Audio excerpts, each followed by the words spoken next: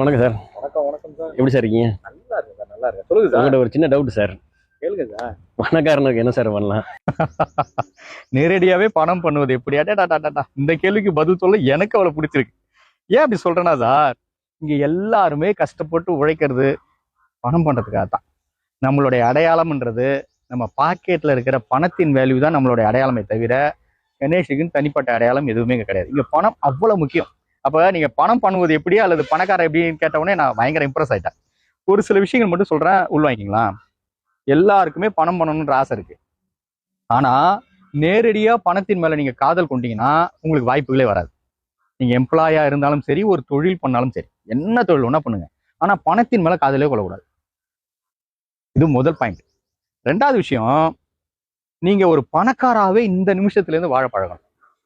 ஒரு பணக்காரன் எப்படி நிப்பான், எப்படி ஹலோ சொல்லுவான், எப்படி கை குலுக்குவான், எப்படி காரை விட்டு இறங்கி வரான், எங்க பார்க் பண்றான், எப்படி சிந்திக்கிறான், எப்படி தூங்குறான், இப்படின்னு நீங்க பணக்காராவே இந்த நிமிஷத்துல இருந்து வாழ ஆரம்பிக்கணும். நம்ம என்ன நினைக்கிறோம், பணக்காரரா இருக்கிறதுனால தான் அவர் இப்படி நடக்கிறான்னு நினைக்கிறோம். அப்படி இல்ல, இப்படி நடந்த காரணத்தினால தான் ஒரு பணக்காரர். அந்த சூட்சமத்தை நீங்க புரிஞ்சுக்கணும். அதுக்கு நான் செலவு பண்ணி 5000 ஷர்ட் போடுங்க, 10,000 சுடிதார் போடுங்க அப்படி சொல்ல வரல. பணம் இல்லாம அவனுடைய செய்கை என்னென்னலாம் உங்களுக்கு காப்பி பேஸ்ட் பண்ண முடியுமோ இந்த நிமிஷத்துல நீங்க காப்பி பேஸ்ட் பண்ணணும். பண்ணாதான் நீங்க பணக்காரருடைய பாதையிலே பயணிக்க முடியும்.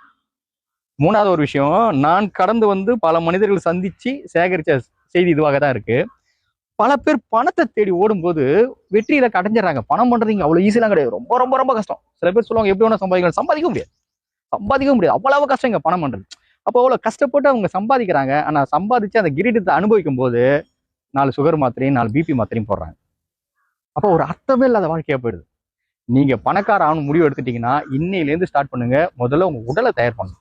ஏன்னா அதை அனுபவிக்கிறதுக்கு நம்ம உடம்பு வேணும். உடம்பு இருந்தா தான் நீங்க அதை டேஸ்ட் பண்ண முடியும். அங்க போன உடனே சுகர் சார் நீங்க ஸ்வீட் சாப்பிடான்னு சொன்னா எந்த விதத்துல கரெக்டா இருக்கும். அப்ப நீங்க உடம்பு முதல்ல தயார் பண்ணணும். எனக்கு இப்படி ஒரு இன்ஸ்டியூஷன் இருந்தாலே இருந்தா ரொம்ப நல்லா இருக்கும்னு நான் நினைக்கிறேன். அந்த இன்ஸ்டியூஷன் என்னன்னா 30 நாள்ல பணம் பண்ணுவது எப்படின்னு ஒரு இன்ஸ்டியூஷன். நான் ஃபீஸ் கட்டி தயாரா இருக்கேன்.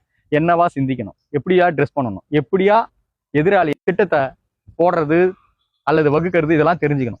ஒரு 30 நாள்ல இப்படி யாராவது கற்றுக் கொடுத்தா எவ்வளவு நல்லா இருக்கும்னு எனக்கே ஒரு ஆசை இருக்கு. அதனால நீங்க பணம் பண்ணுவது எப்படி, பணக்கார ஆகுது எப்படின்னு கேட்டோடனே பயங்கர இம்ப்ரெஸ் ஆயிட்டேன். உங்களுக்கு வாழ்த்துக்கள்.